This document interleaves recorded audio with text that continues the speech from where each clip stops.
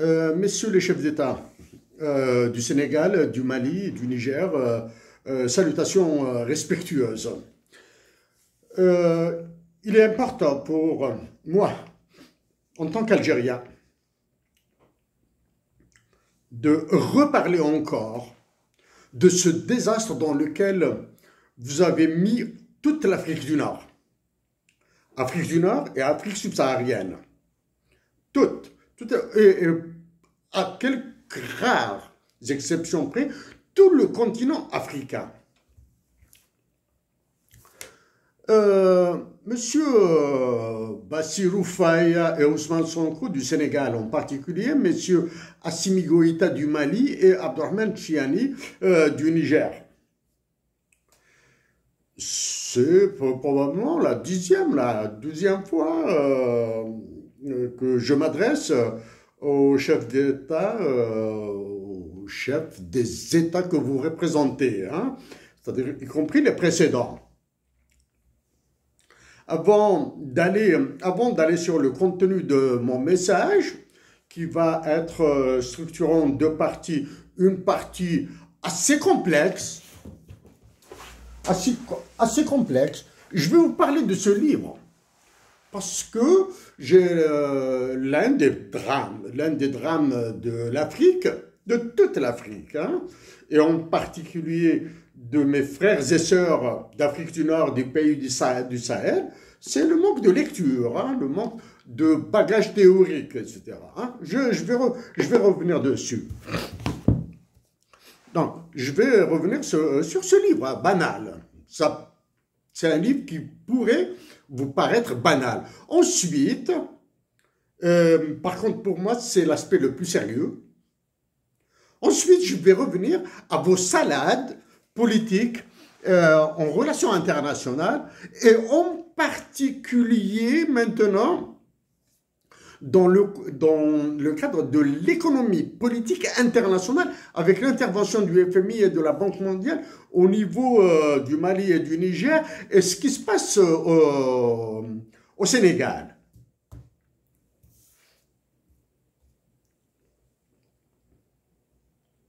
Mon pays, l'Algérie, je maintiens ce que j'ai dit il y a 2 à 3 semaines de cela, vit un coup d'État. Celui qui occupe la conciergerie d'Emmanuel Macron en Algérie, la conciergerie du roi Emmanuel Macron en Algérie et la présidence de l'Algérie, a été mis sur la touche. Je maintiens que les généraux de l'état-major de l'armée, avec l'approbation du roi Emmanuel Macron, ont opéré un coup d'État en Algérie. Donc, être plus dur sur mon pays, je pense avoir utilisé des mots extrêmement durs, cruels, sur mon pays, l'Algérie. Je le précise. Ça, c'est d'un côté. Celui qui se prend pour le chef d'état-major de l'armée algérienne, le général Saïd Chengueriha, général de corps d'armée, quelque chose comme ça là, hein, pour son grade plus précis, après l'Italie, c'est la Mauritanie. Alors que le feu est en face de nous là, au Mali, au Niger. Okay? Je passerai sur ça, j'en ai parlé, mais je répéterai un élément. Je demande à mes compatriotes algériens, aux soldats et aux officiers subalternes de désobéir à tous les ordres de tir sur les militaires du Mali, du Niger, sur tous les migrants. Voilà.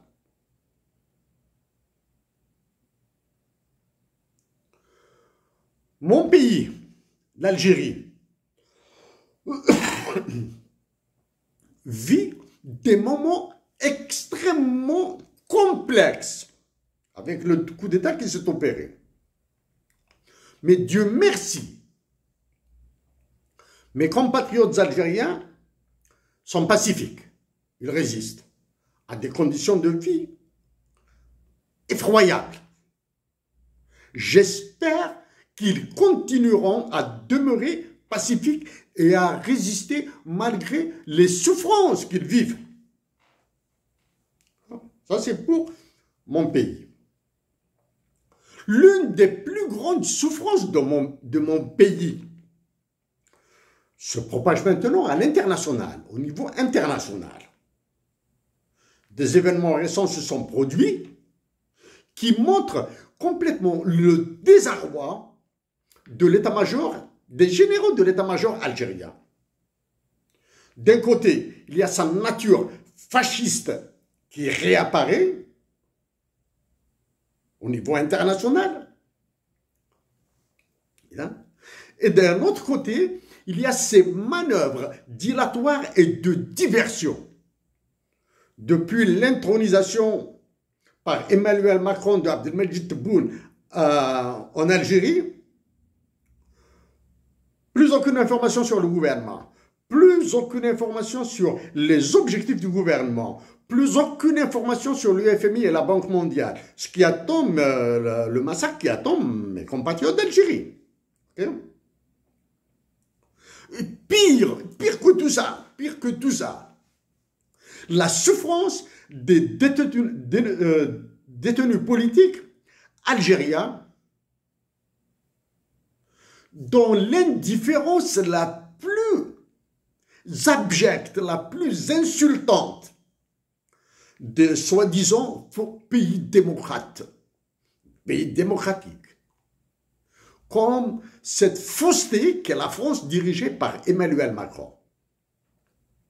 Donc, à messieurs Bassirou Faye, Ousmane Sonko, Assimi Goïta et Abdurrahman Chiani, je m'adresse à vous. Mais mes mots, la portée de mes mots, est pour Emmanuel Macron. Avec Emmanuel Macron, je suis en guerre permanente. Et il est hors de question que je lui cède un bout de ma patrie, l'Algérie. Au moins, par le mot, par les actions que je fais. Je vous donne quelques précisions sur, du moins, quelques précisions, des éléments de cadrage entre moi et Emmanuel Macron. La guerre a commencé en 2016. Pour Emmanuel Macron, il est plus intelligent que quasiment tous les chefs d'État européens. Quasiment plus intelligent. Je parle bien des chefs d'État. Okay? Vous avez vu comment est-ce qu'il domine la France, comment est-ce qu'il écrase la France et les Français. Emmanuel Macron a les traits. Il a les traits, hein. De qui, par exemple? Il a les traits de Benito Mussolini, le fasciste italien qui a dirigé, qui a fait alliance avec l'autre fasciste, Adolf Hitler. Il a les mêmes traits de dictature et de force et d'imposition que Benito Mussolini et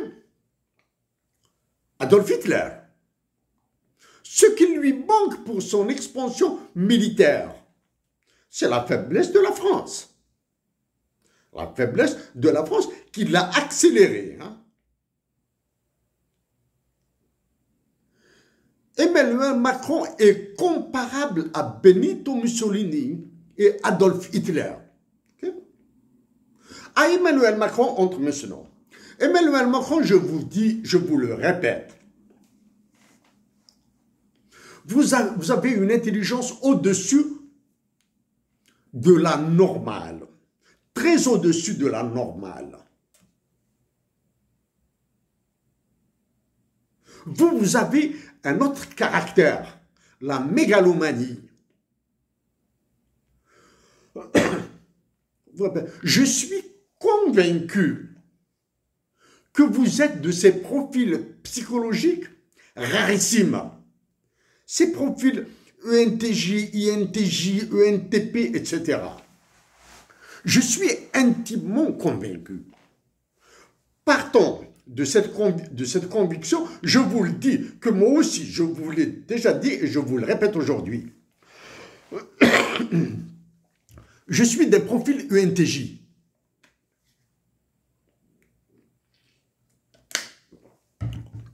Je suis d'un profil MBTI ENTJ, avec des particularités très précises que je traîne depuis longtemps. Sans vous révéler le détail de mes scores faits par un organisme officiel canadien. Certains d'entre eux dépassent les 80. Vous voyez bien à quel niveau nous pourrons pousser les relations entre l'Algérie et la France actuellement, moi qui ne suis pas président. Même si je me suis présenté à l'élection présidentielle passée. Et je me représenterai à l'élection présidentielle prochaine, même via le web. Okay? Vous voyez bien avec nos patriotismes. Je sais que vous aimez la France. Vous savez très bien que j'aime l'Algérie. Sauf que moi, je l'aime pour ma nation et vous l'aimez pour vous-même. Okay? Avec nos profils, nous risquons de mener vers une déflagration la relation Algérie-France, alors que la nation algérienne et la nation française ont tout intérêt à coopérer. Okay? Elles ont beaucoup plus à gagner. Okay? Pourquoi j'ai précisé que je m'adresserai une autre fois aux dirigeants du Sénégal, du Mali et du Niger, particulièrement aux dirigeants du Sénégal. Président Bassirou Faye et Ousmane Sonko. Depuis l'annonce d'une élection législative au Sénégal et le retour de l'ancien président Macky Sall, ils sont sous la pression. Ils sont sous la pression. Macky Sall va les écraser. Il a de fortes chances de réécraser les deux dirigeants actuels du Sénégal. Parce qu'ils se sont retrouvés aux commandes du Sénégal par un effet d'écume, par un effet de vague. Et ils vont retomber dans le code de la vague.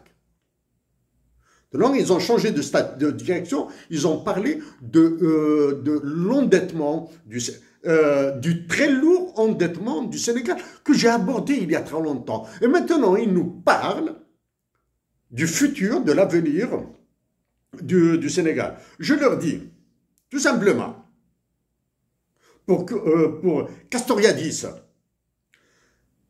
l'avenir est inconnu. Le présent est incertain. Okay. Donc, je reviens, messieurs les dirigeants du Sénégal, du Mali, du Niger, hein, Bassirou Faye, Ousmane Sonko, Assimi Goïta, Abdurrahman Chiani. Donc, c'est un Algérien qui vous parle. Mes compatriotes d'Algérie, Algériens, en continuant de cette voie, en recouvrant leur dignité politique, patriotique, ils vous sauveront encore une fois de la dictature, du dictatorship de la France. Vous trois, Sénégal, Mali et Niger, en particulier le Sénégal, vous êtes allés sur des gesticulations politiciennes, etc., et vous êtes incapable de toucher au franc CFA. Les dirigeants du Sénégal ont parlé du très lourd endettement du Sénégal. C'est un très lourd endettement qui date depuis longtemps. Et ça, c'est une diversion.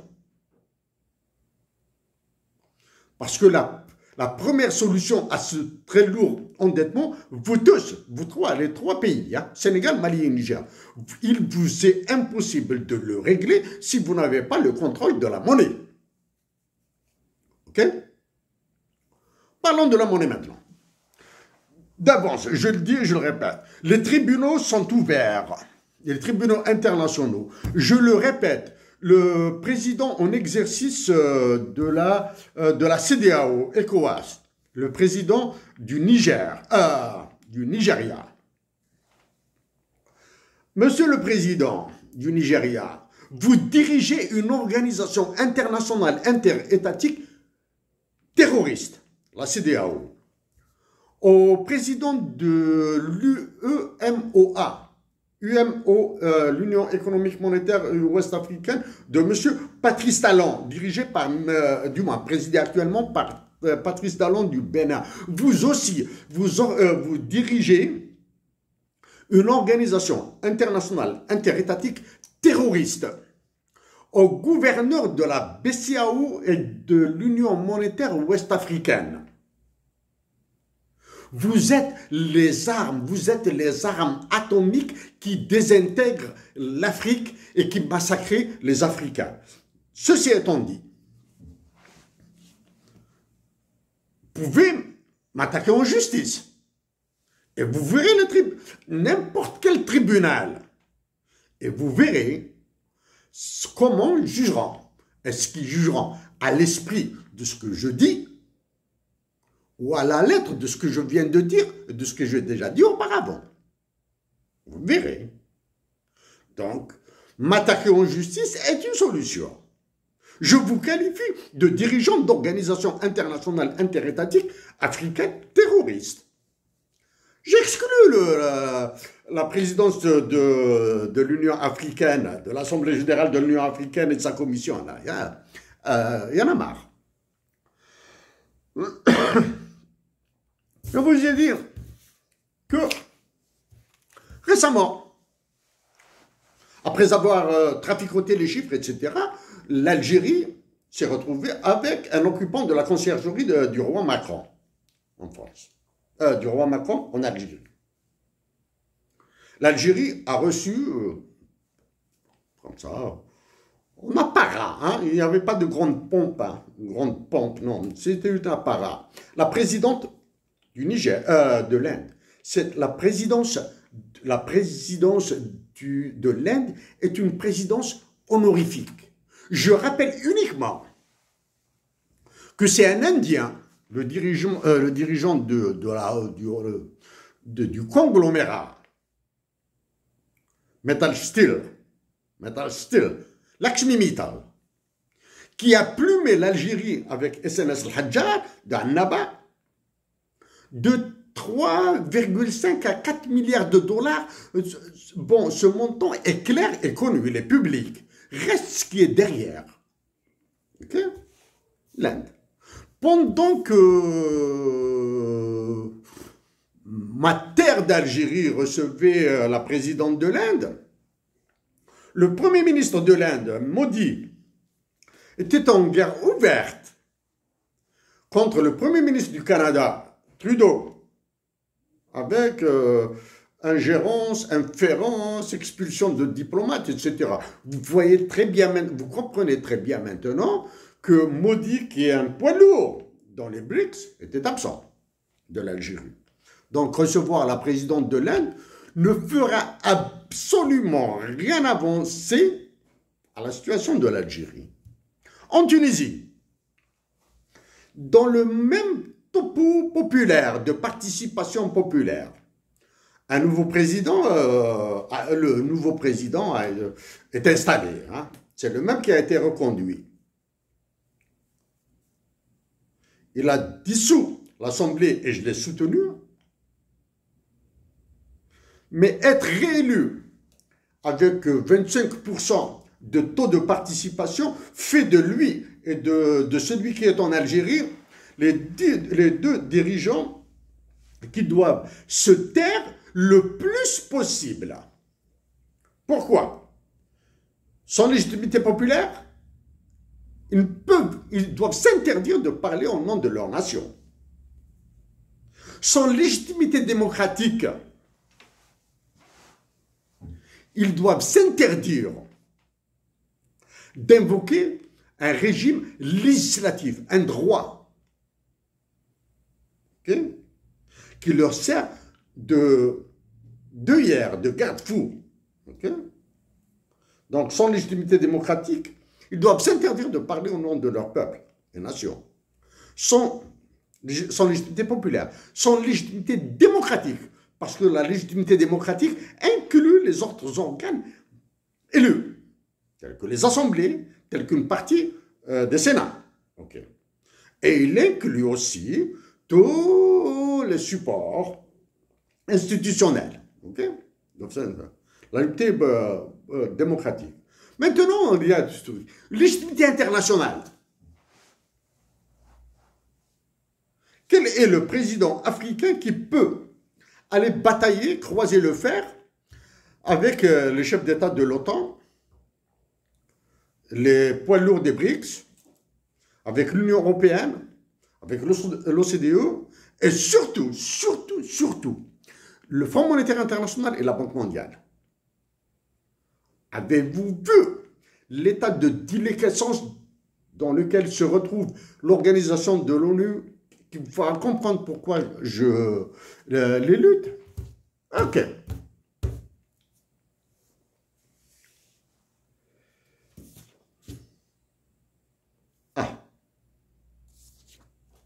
Maintenant, je reviens à quelque chose de très sérieux, de lourd, de profond. Ça me dégoûte de parler de cette histoire-là, de lourd. On fait 2 jours. Souffrant d'un problème au niveau de l'oreille droite, j'étais à l'hôpital. Comme tous les Africains qui se respectent, j'ai fait confiance à mes capacités de résilience, j'ai fait confiance à mes capacités, aux capacités de défense de mon corps pour que le problème passe. J'ai été à l'hôpital un samedi soir pour éviter le rush de la journée. Donc à 9h du soir, 9h30 du soir, j'étais aux urgences de l'hôpital. Inscrit, etc. Bon, je ne reviens pas sur les détails théoriques de la santé au Canada. Inscrit, pris en charge, etc. etc. Monsieur, depuis quand souffrez-vous? Ça fait 1 semaine à peu près. On m'a donné des calmants, hein, des antalgiques du style, c'est Advil ici au Canada. Hein, Advil ou quelque chose comme ça. L'équivalent du Doliprane. Parlons du Doliprane, la France, là. Hein, pour calmer. M'a dit que l'attente était de 36 heures, c'est-à-dire du samedi à 21h30, 22h, je devais patienter jusqu'au dimanche à 22h, jusqu'au lundi à 10h du matin pour que je passe en consultation. Étant donné que toutes les personnes qui étaient venues avaient eu la même information, donc il se trouve que la salle d'attente s'est vidée, les urgences. Je suis resté. J'avais demandé une couverture pour dormir, on me l'a donnée. J'ai dormi jusqu'à 3h du matin à peu près, je me suis réveillé, ensuite je me suis rendormi à l'hôpital. Parce que l'hôpital était loin de mon lieu d'habitation. Bon. Comme par chance. 7h30, 8h moins quart du matin, on m'appelle en consultation. Bref. Consulter, etc., monsieur ceci et cela. On m'a donné un antiseptique pour les yeux que je dois utiliser pour mes oreilles. J'ai vu antiseptique ophtalmique, un ophtalmic product. Un produit pour les yeux que j'utilise pour les oreilles, pour nettoyer, c'est bon, parce qu'il y avait un peu un truc là. Okay? Et mon médecin m'a dit que je serais contacté par le médecin spécialiste pour consulter mon cas. Parce que, apparemment, il y a une bizarrerie dans mon oreille. Nous parlons de ça. Au Canada, il y a des attentes de 36 heures dans les hôpitaux, les urgences. En Afrique, c'est quoi là? Dans vos pays, messieurs les dirigeants, au Sénégal, au Mali et au Niger. Qu'est-ce qui se passe là? Dans mon pays, les hôpitaux de mon pays sont devenus un mouroir. Ok? Les hôpitaux de mon pays, l'Algérie, sont devenus un mouroir. J'ai commencé à déclarer la guerre sur le système de santé en 2018. Ok? Ce qu'on préconise, ordonne le FMI et la Banque mondiale. Si on annonce quoi que ce soit qui touche à la santé en Algérie, par les illégitimes directions, soit de la présidence de la République ou l'état-major de l'armée. Je le répète, nous avons l'état-major un état-major militaire le plus idiot de la planète. Ok? Si on touche, je redéclare la guerre, dirigeant.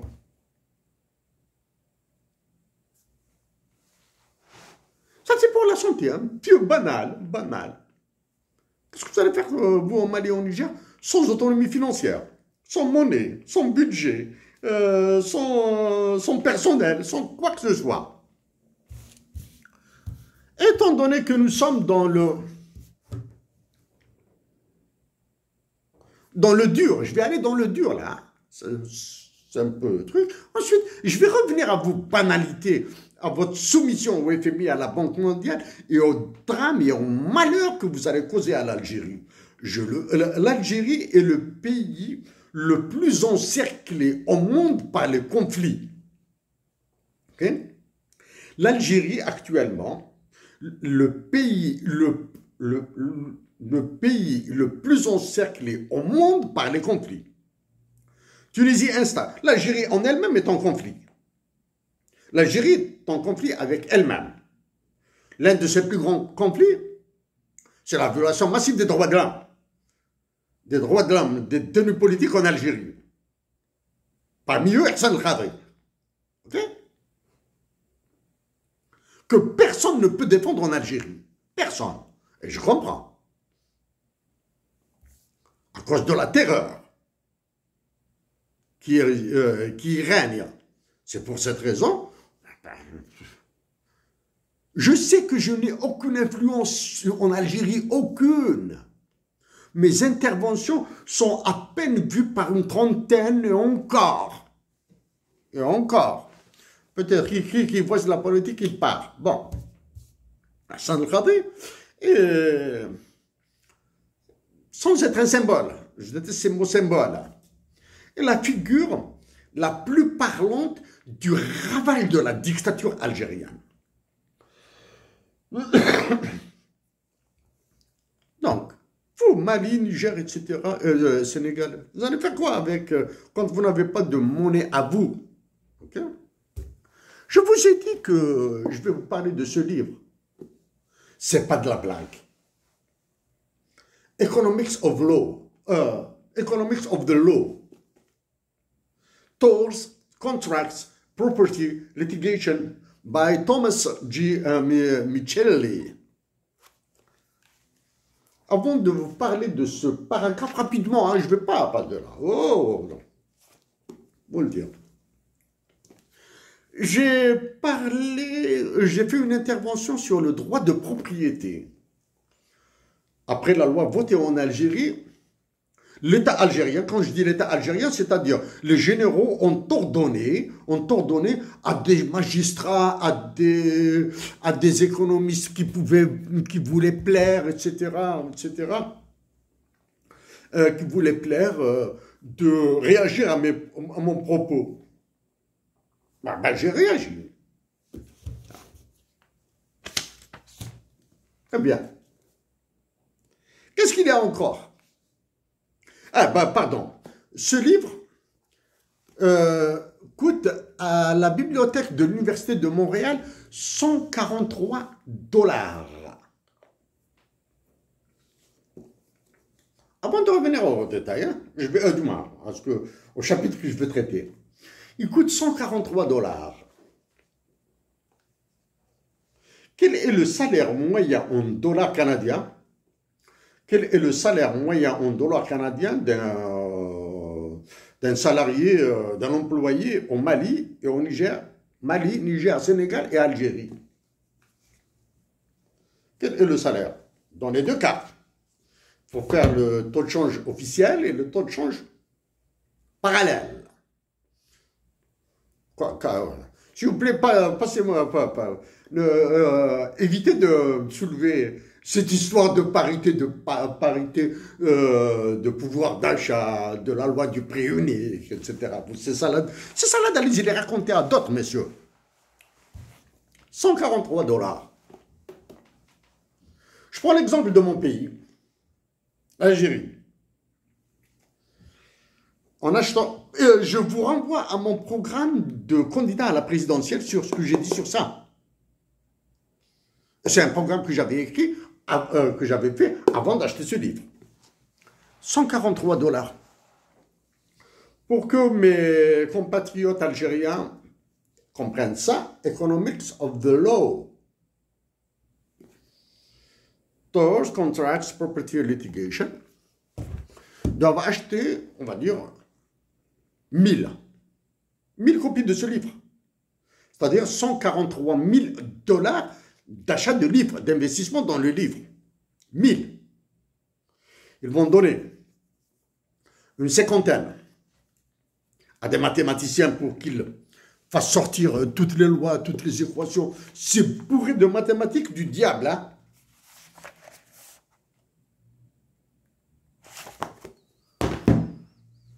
Ils vont faire sortir ça.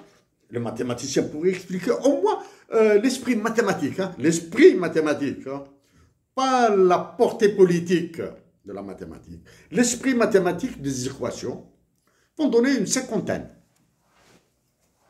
à des mathématiciens des universités du Sud.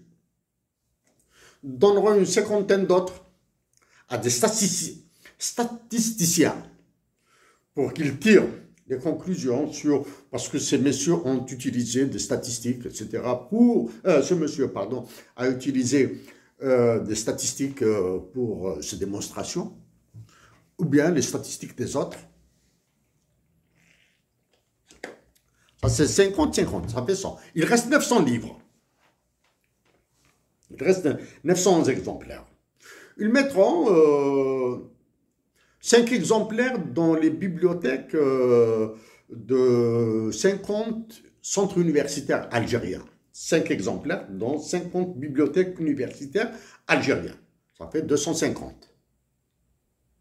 Plus les 100, ça fait 350. Il restera encore 650. Ils vont distribuer quelques livres dans les librairies. Il y aura des mathématiciens, des statisticiens, des étudiants qui seront intéressés par ce genre de loi-là. Et ils doivent donner ça à une centaine de traducteurs. Je dis bien une centaine de traducteurs. De l'anglais vers le français, de l'anglais vers l'arabe. À cause de l'arabisation, a ravagé l'Algérie, là. On donnait ça. Ensuite, ils distribueront ces livres un peu partout, ou bien ils inviteront aussi ce monsieur pour donner des conférences en Algérie. Voilà. Ça, c'est le livre.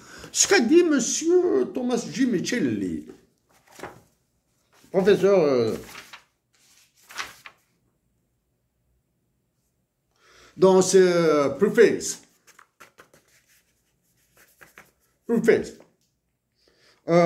Finally, I wish to acknowledge the support and encouragement of my wife Anna throughout the preparation of the manuscript. Il a voulu remercier son épouse Anna pour l'aide, la préparation, l'aide pour la réalisation de ce manuscrit. Ah. En 2014.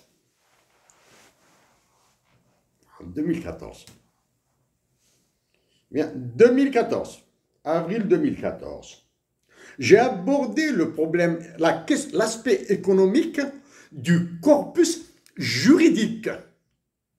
Ici, c'est l'application judiciaire. Moi, j'ai aborder l'aspect économique du corpus juridique en Algérie. Là, c'est l'aspect judiciaire. C'est-à-dire c'est de l'argent, du pognon, du pèse, du fric. Et les plaignants. Comment j'ai abordé ça?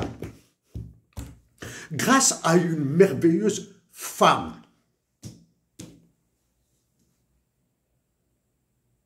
Quand je dis ma foi en Dieu est immense. I am Muslim. أنا مسلم. نقدر نسلم. Ma foi en Dieu est immense, mais je la trouve encore faible. Je crois beaucoup en Dieu, mais je suis encore faible dans ma foi. Donc Dieu sait créer des anges. Et cette femme qui m'a mis dans cet enfer de l'économie des langues, c'était les impacts économiques de ma langue, que j'avais abordé grâce à cet ange. D'un point de vue spirituel, cette femme est un ange. D'un point de vue matériel, cette femme est un diamant. En vous disant diamant, pensez à vos ressources naturelles. Okay? Pensez à Areva. Pensez à Emmanuel Macron. Cette femme est un diamant. C'est elle qui m'a envoyé dans cet enfer. Dieu merci, je pense l'avoir réussi. Ok, ça c'est en 2014. En 2015, pour un séjour très bref en Algérie, pour voir Yima, ma mère.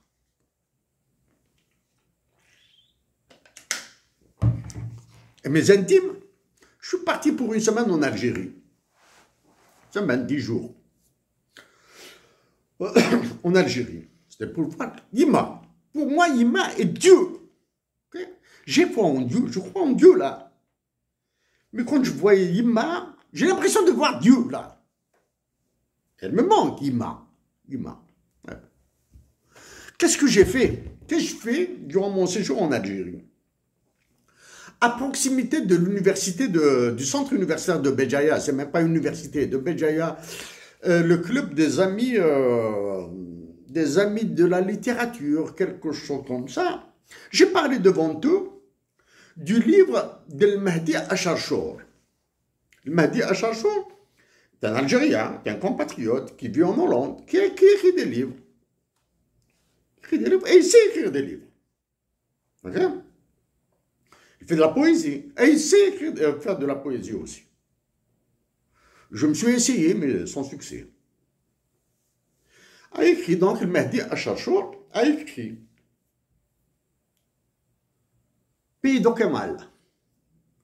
Et dans ce livre, dans son livre de Pays de Kemal, j'ai exposé l'aspect économique de ce livre à un groupe de personnes qui étaient venues inciter, parmi eux de mes amis. Donc, parmi ces amis, je tiens à saluer un docteur d'État en mathématiques, qui m'a beaucoup aidé par la suite. Docteur d'État en mathématiques, parce que je lui ai demandé l'interprétation de certaines équations, etc. Et d'autres amis du milieu universitaire, etc. Il y avait parmi eux donc des universitaires, des personnes intéressées par la littérature, etc.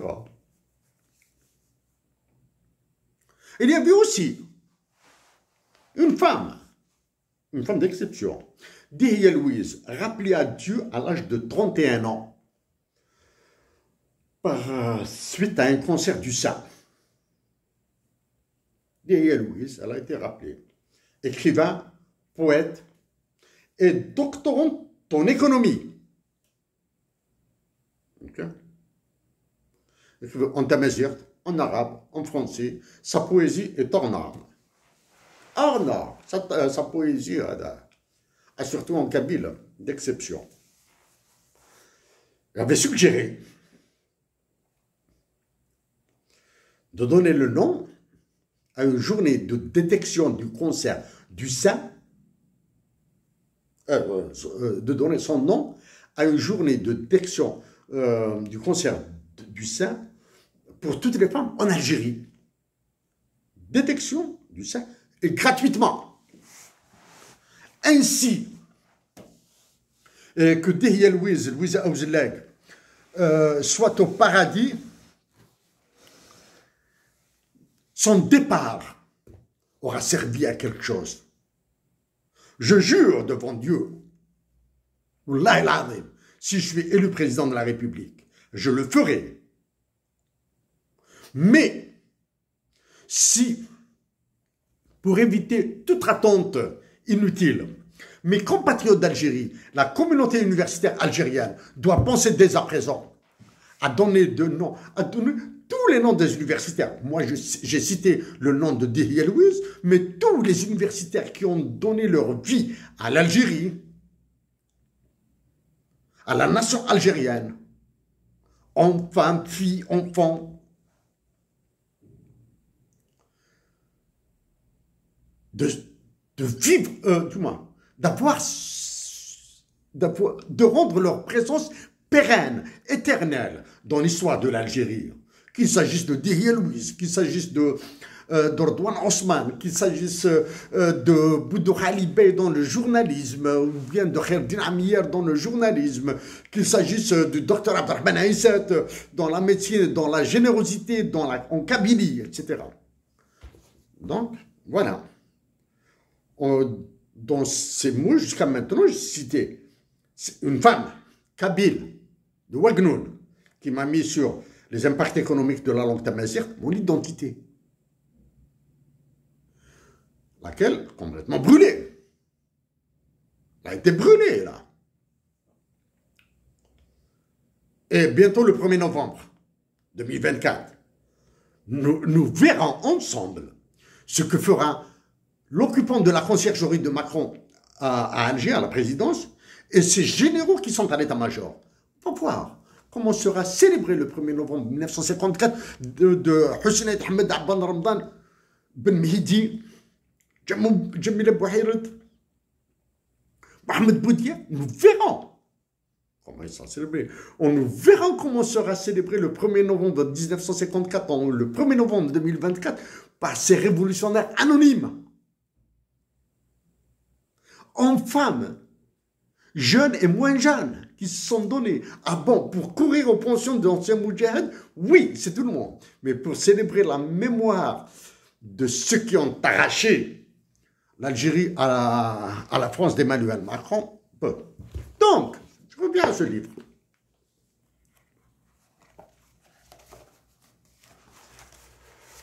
Je ne vais pas prendre tout le chapitre, hein. C'est l'économique of contract law, l'économique de la loi dans les contrats. Je parle de l'économique du contrat. Ça vous dirait où est-ce que je veux en venir là? Je l'ai déjà dit, je vous l'ai déjà dit. C'est la zone de libre-échange continentale africaine. C'est l'organisation pour l'harmonisation en Afrique du droit des affaires de l'OADA.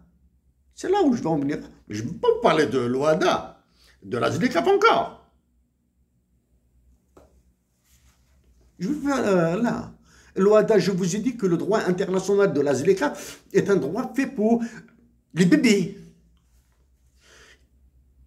De 3 ans, 4 ans d'âge, ils comprendront ce que c'est l'OADA, le droit international de l'Afrique. Donc, en vous rappelant que le Mahdi Achachour a écrit le livre Pays d'Okemal, dans ce livre, le Mahdi Achachour a parlé d'un homme de Kabylie, de sa région natale, je présume. Hein.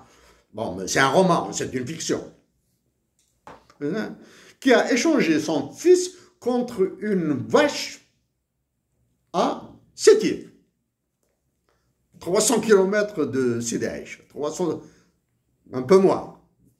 À peu près 200 km, 200 km de Boujdil, à peu près 300 km, un peu moins de 300 km de Béjaïa, de Sidi Aïch. Donc ce monsieur, un monsieur de chez lui, là, a échangé son fils contre une vache. Je vous lis. Consider, juste quelques phrases que je vais traduire et je passe. Hein.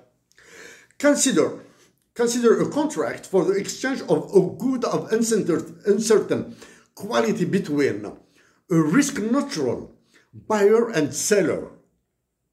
Un contrat entre un vendeur et un acheteur qui sont neutres au risque, hein, c'est-à-dire ils s'en foutent du risque. Hein. Ils n'ont pas peur du risque, ils n'aiment pas le risque, mais ils sont neutres. C'est une hypothèse de travail qui vaut ce qu'elle vaut. For example, par exemple, consider a cow that may be fertile or barren. Considérons une vache qui peut être fertile ou stérile, barren. Let VF, the value of a fertile cow to a breeder, and let VB be the value of a barren cow to the butcher.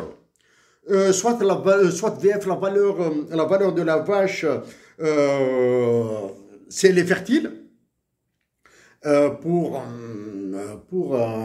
un gars qui fait de l'élevage, et VB, the value of a barren cow for a butcher.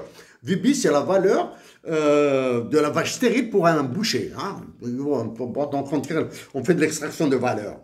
Thus, the expected value of a cow of a certain type is VE equals QVB plus 1 moins QVF. En français, là, la valeur VE, la valeur espérée, est égale à Q multiplié par la valeur de la vache au prix. Et si elle était stérile, plus 1 moins Q multiplié par la valeur de la vache si elle était fertile. Ça, c'est la valeur espérée, the value expected. Pour the value expected, etc., allez-y voir de Van Neumann et Morgenstern and Co. Hein, et allez-y voir d'autres spécialistes en rationalité. Du moins, d'autres académiciens qui ont parlé de la rationalité. Once the cause type is learned, une fois le type de la vache découvert, fertile ou stérile, il y a maintenant un problème de contrat. Si elle a été vendue avec facture, avec contrat, etc., que va-t-il faire? Asymétrie d'information, aléa moral, sélection adverse, etc. Ça, c'est pour vous ramener à des choses basiques. C'est un écrivain, c'est de la littérature que je connais, que j'aimerais bien rencontrer, prendre un café avec lui, qui n'a rien à voir avec les mathématiques, qui n'a rien à voir avec pas l'économie. Les mathématiques, je pense que c'est pas son fort, là. Son fort, c'est plutôt le Mounasmato. Comme moi, d'ailleurs. Parce que le cas d'une vache, d'un homme, les Américains, Economics of the Law, l'ont abordé. Combien de temps faudra-t-il à l'Algérie, au Sénégal, au Mali, au Niger, au Burkina Faso, tout ça, pour avoir ce niveau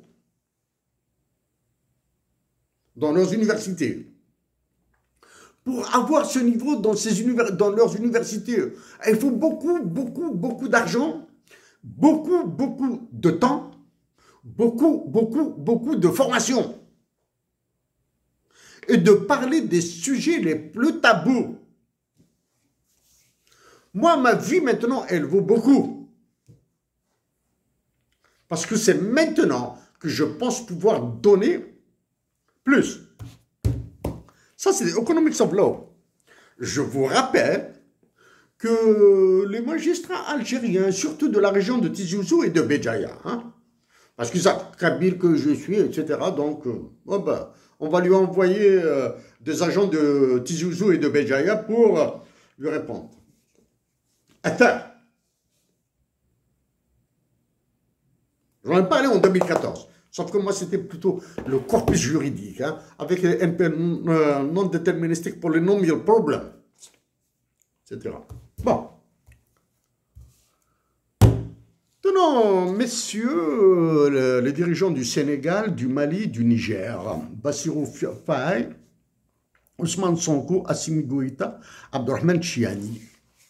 J'évite de citer les autres pays, en particulier le Maroc, parce qu'avec le Maroc, la solution est beaucoup plus facile. peut-être que je m'adresserai au roi Mohamed VI sur toutes ces salades-là, sur ces conneries-là, autour de l'Algérie, autour du Sahara occidental, etc. Bon, ça a des solutions rapides. Donc, messieurs les dirigeants du Sénégal, du Mali et du Niger, mon pays, l'Algérie, est le pays le plus encerclé au monde par les conflits. Ok. Faut-il réinstaurer les monarchies dans toutes les anciennes colonies africaines et dans toutes les colonies africaines de la France? Oui. Faudra revenir au régime monarchique dans tous les pays qui ont été colonisés par la France. Et décréter Emmanuel Macron comme souverain, suzerain, roi ou empereur de vous tous. Aller vers les monarchies en Afrique, y compris en Algérie. Hein? Ok. Je répète encore que c'est la nation algérienne qui vous sauvera de la France et qui vous sauvera de la dictature d'Emmanuel Macron. Je le répète encore, Emmanuel Macron va aller vers la révision de la Constitution française et il se présentera au 3e mandat et il a plus de chances que tous les autres candidats d'y être. Et réélu président pour la 3e fois. Monsieur Bassirou Faye et Ousmane Sonko du Sénégal.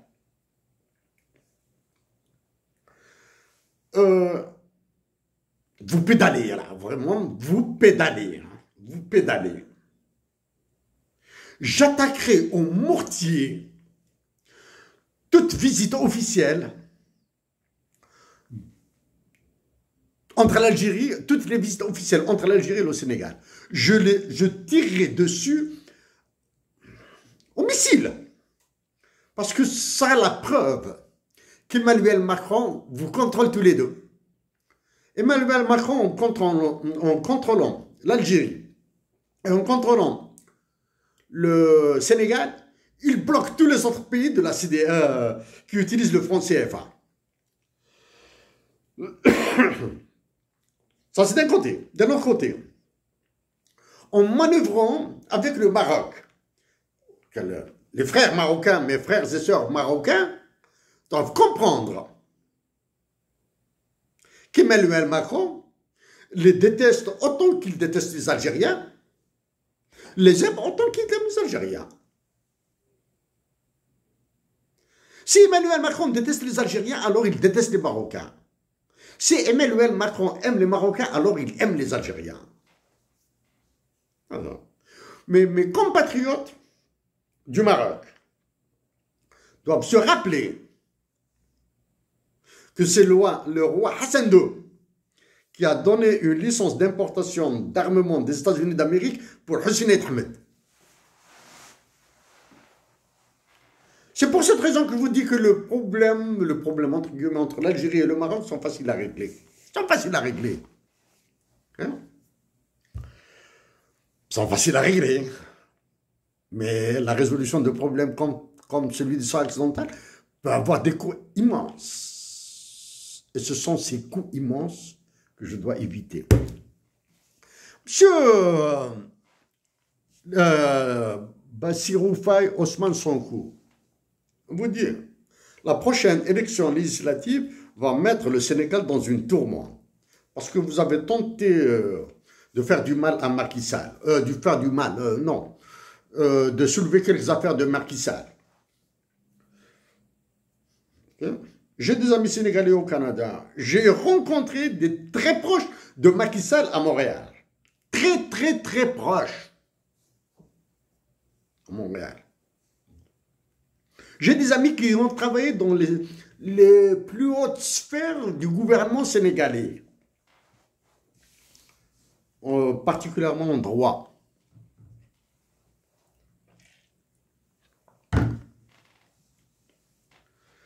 Messieurs, donc, entre l'Algérie et le Sénégal, je vais démolir toutes les visites officielles qui se produiront. Toutes. Parce que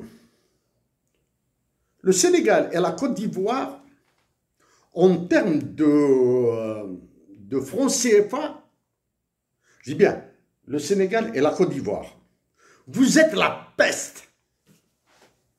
Vous êtes les pestiférés du franc CFA. C'est pour cette raison que les autres pays ont difficulté à sortir. On vous raconte ces histoires de terrorisme, etc. à la con, là.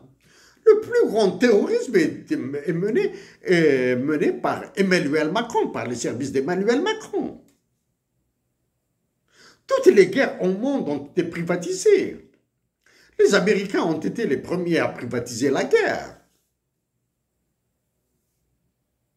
Il s'agit du Koweït, de l'Irak, etc.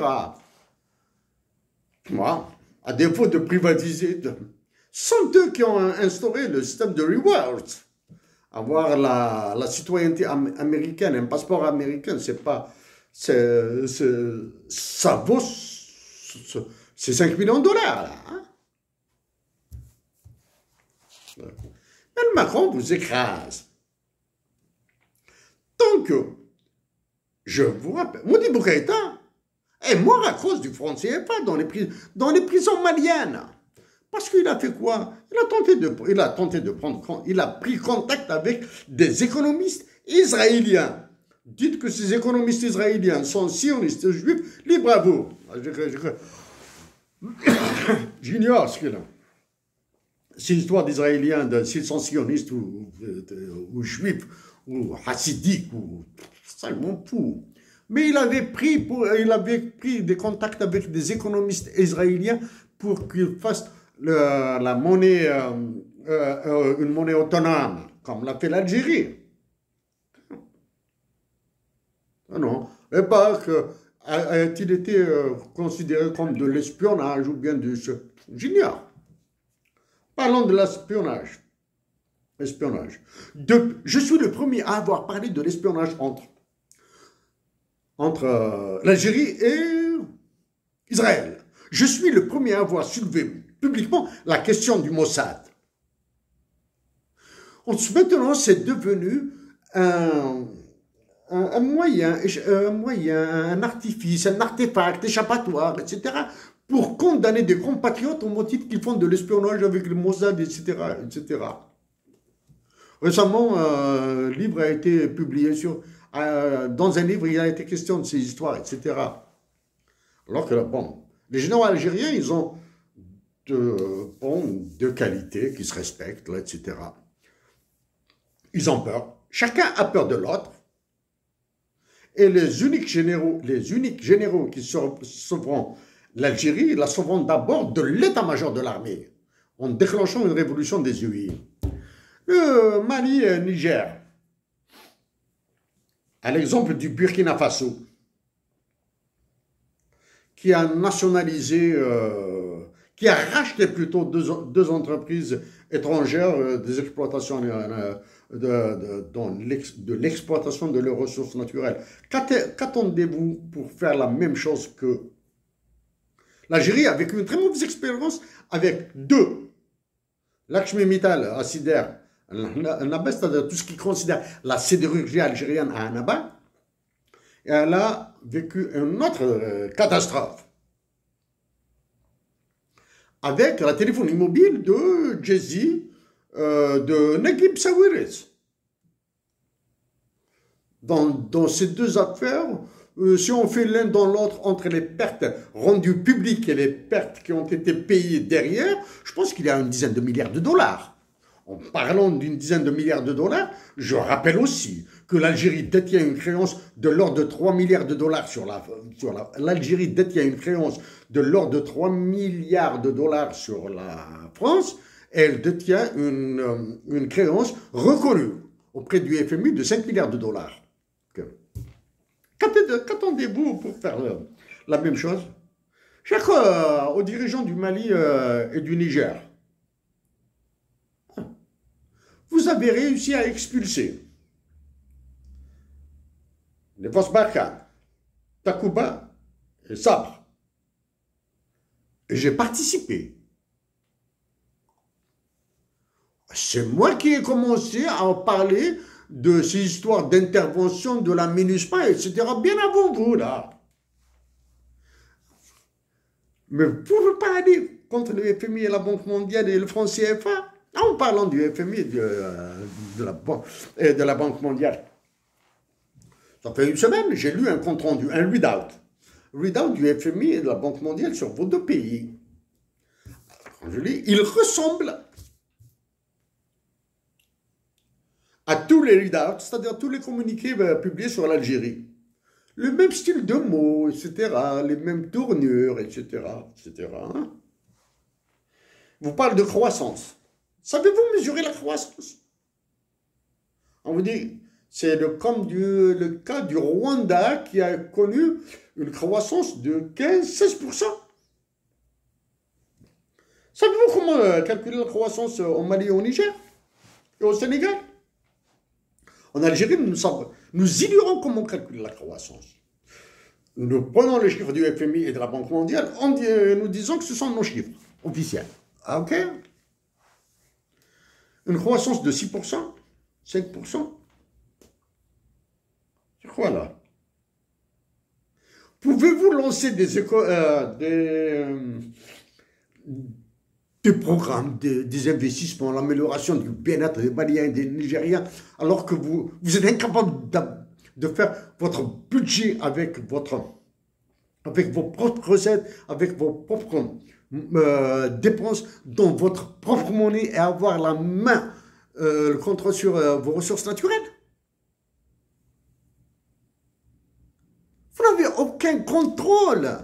Vous n'avez pas eu contrôle. Vous n'avez aucune souveraineté dans votre décision. Pourquoi? Parce que vous êtes incapable de faire votre budget. Combien de fois vous êtes considérés comme the less developed countries and heavily indebted?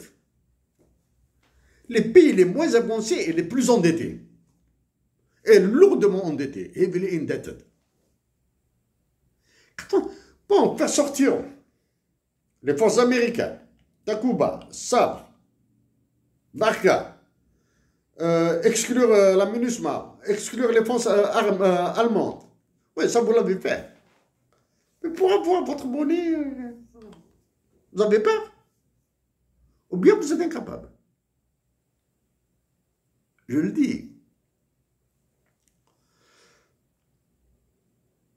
J'espère que j'aurai la force et le temps. Une dévaluation du dinar s'annonce en Algérie. Là, je vais mettre un enfer. Je vais allumer des brasiers dans cette décision politique en Algérie, si cela advenait. Okay?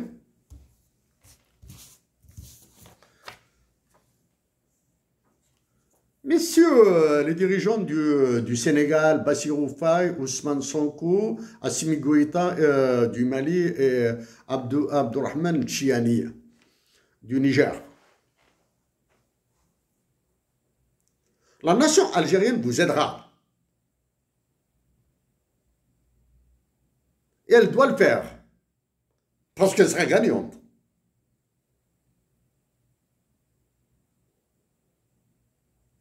Elle perdra énormément d'argent. L'Algérie ne perdra pas beaucoup d'argent, elle dépensera énormément d'argent pour aider le Mali et le Niger. Mais elle gagnera. Elle gagnera l'économie de la guerre. Elle gagnera l'économie de la paix. Comme l'a défendu John Maynard Keynes, combien même je peux m'en passer des théories de John Maynard Keynes. l'État algérien, les Algériens doivent accepter de dépenser pour leur pays. Mais pas avec un président pareil, avec un état-major pareil, un gouvernement pareil, une assemblée pareille et un gouverneur de la Banque centrale pareil. Avec du nouveau sang, là.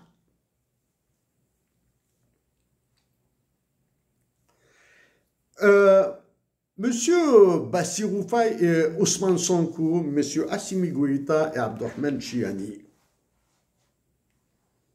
Suis-je prêt à vous rencontrer? Oui, aucun problème. Suis-je prêt à modérer mon propos? Il est déjà très modéré. Pourquoi je dis qu'il est très modéré? Parce que je suis sûr et certain qu'Emmanuel Macron utilise des termes beaucoup plus crus avec vous. Il utilise des termes beaucoup plus crus avec vous. Messieurs les dirigeants de tout le continent africain,